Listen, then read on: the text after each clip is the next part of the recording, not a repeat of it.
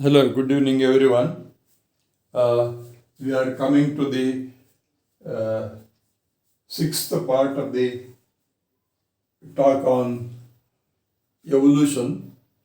Today, we are going to have also a very interesting but a small concept on organic evolution based upon the observations of Charles Darwin, who was the pioneer of the observation of the natural organisms in the natural setting, and he proposed the theory of natural selection, and it has been very convincing to most of the scientists, and we are following it. In that, one of the important concept what he gives based upon his observation of various isolated geographic islands where different types of animals and plants were living in an isolated place. That means without being intervened by any human beings. In such islands, he selected because he wanted to look at the various things without any disturbance like industries or huge population, environmental obstruction. So all these things he wanted to avoid and see in the most natural condition. Of course, he selected a place called Galapagos. Galapagos is one of the islands in the UK. So he was visiting that place and he observed. Based upon that, he come out with an important concept called adaptive radiation. He says adaptive radiation is one of the processes by which organisms, especially we are talking of animals today, they adapt themselves to the changing environment and they show variations, and that type of variations will be radiating. That means it will just go and branch off. When once they branch off, we get different kinds, different species of organisms. That's what he meant, the radiating adaptive radiation. So this is based upon observing the biogeographical evidences. Based upon the places, biogeographic means places where organisms lived without any disturbances in the natural setup.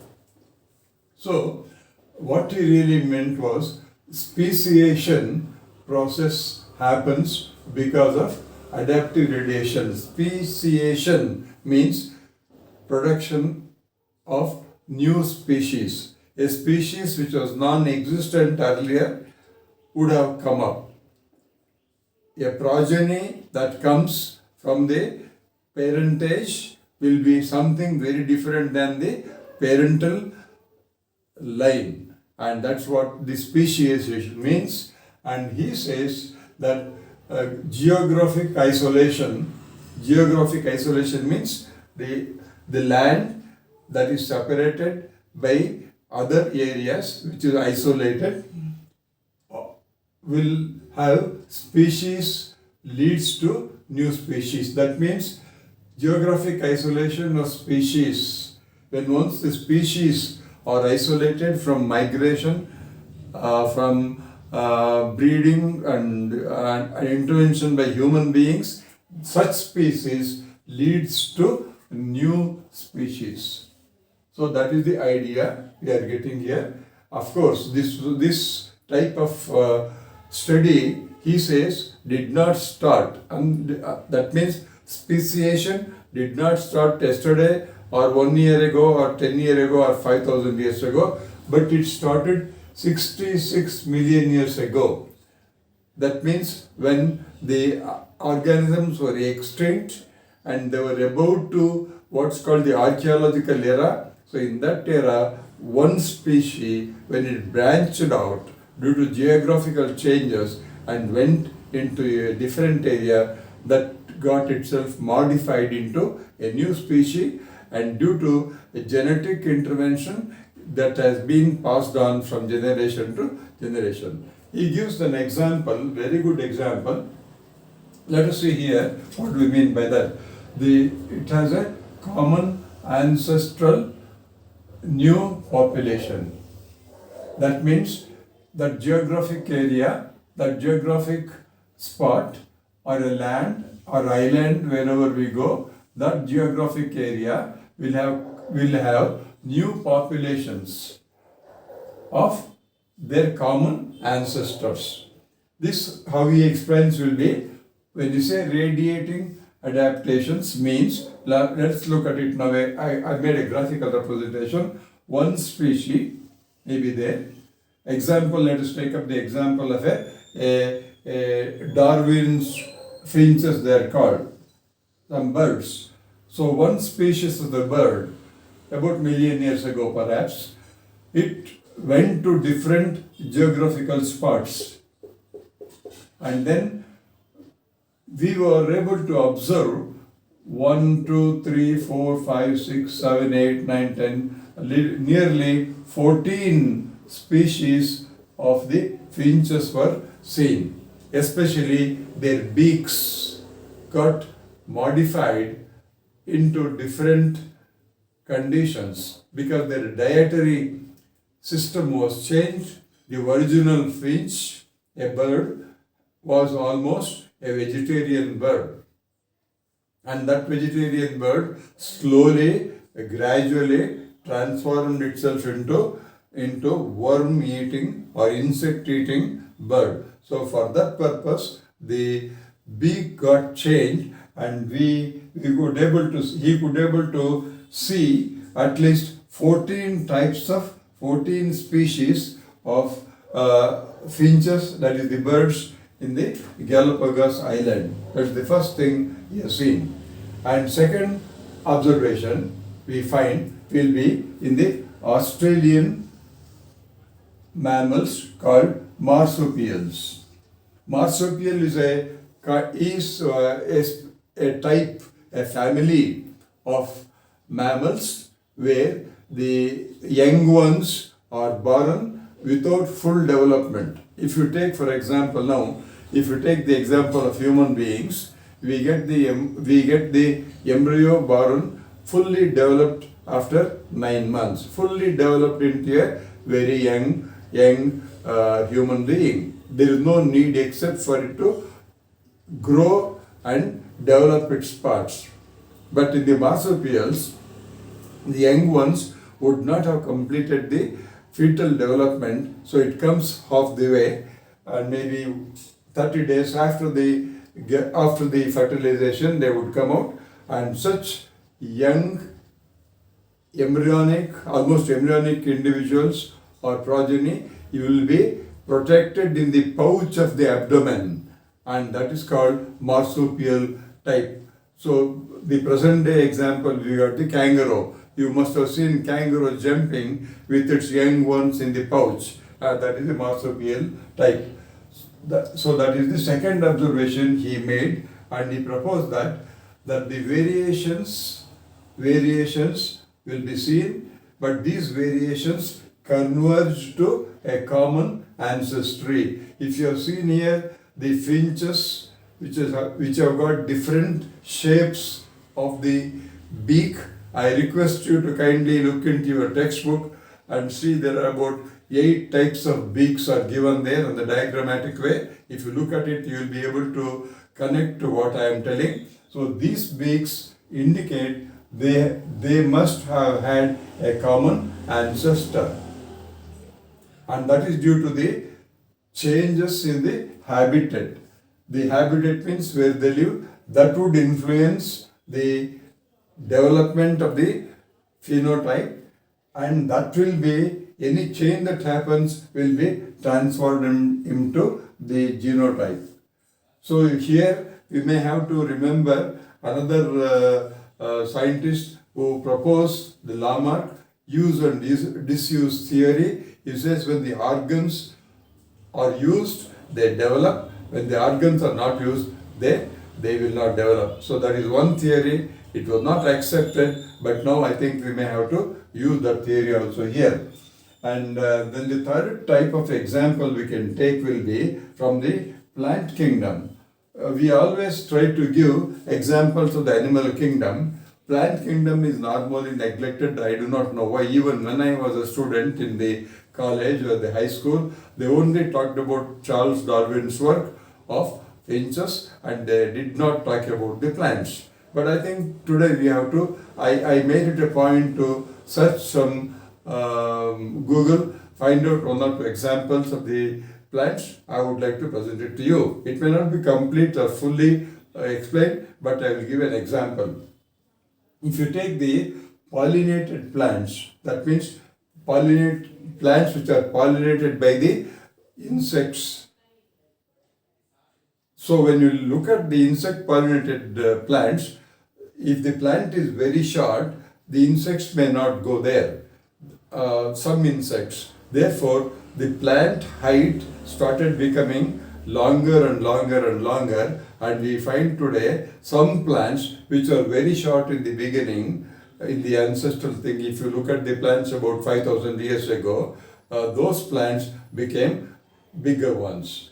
And to reach the place when the stem is very weak, they develop the tendrils. Tendrils means very thin ones, it will go on the prop and reach the higher place. That is one example. And thorns are modified. In such plants, thorns are modified into tendrils. That is an example also of the homology. And then if you look at the leaves of the insectivorous plants, insectivorous plants are very different special type of plants. We cannot tell them they are plants because they are so sensitive, their parts will be moving. Venus flytrap, pitcher plant, Nepenthes, all these plants are insect-eating plants. They get their nitrogenous material from digesting the insects. If you look at them, that also gives an example to you. So these plants were not living in the area where perhaps they were getting enough of proteins. Therefore, they developed the insect-eating habit. That also gives an example of a modification that is influenced by the habitats. And if you take the example of the other example, for some mammalians, if you take up, you see that in mammalians, there are running mammalians. Mammalian is a group of chordata. Mammals, for example, cow, dog, all these are mammals. And some of them are running type, some of them are leaping type. You take the example of some examples like the cheetah and all, they leap, they jump. And some are climbing type. Monkeys, for example, they can climb and they can leap. And some are flying type. So these mammalian development also indicate to us a kind of a observation where we feel that some of these organisms, which they look very differently, when they are varying, they live in various different habitats, but they must have a common ancestry for coming. They have if you write a family tree of these structures, you may find that at the bottom of the tree, at the root, there is an ancestral system, organism that might have given to various branches of the different species, and that is the concept of what's called the adaptive radiation. Sometimes people use this also to say that this is what's called the divergent evolution. Yesterday I discussed about it, divergent evolution, where we find that a single ancestral type produces different species. So I will stop here. So you must remember at least that the organisms which migrate to a different place which is isolated, they will adapt, they evolve, and they spread, and then the new species will develop over years. Please remember, all these observations what we have made does not cannot be seen in 1 year or 2 years. It requires millions of years. So this is what the meaning of the adaptive radiation. Kindly remember only one thing. Adaptive radiation refers to a process in which one species, for example A, will get itself into various forms over the years when they live in different environments like A1, A2, A3, A4, A5, A6, like that. They will have slight variations in their thing. These variations are inheritable. When that is so, then that will be, again that will have a change and it will produce, so that kind of amplification and also branching takes place. So we shall stop at this point.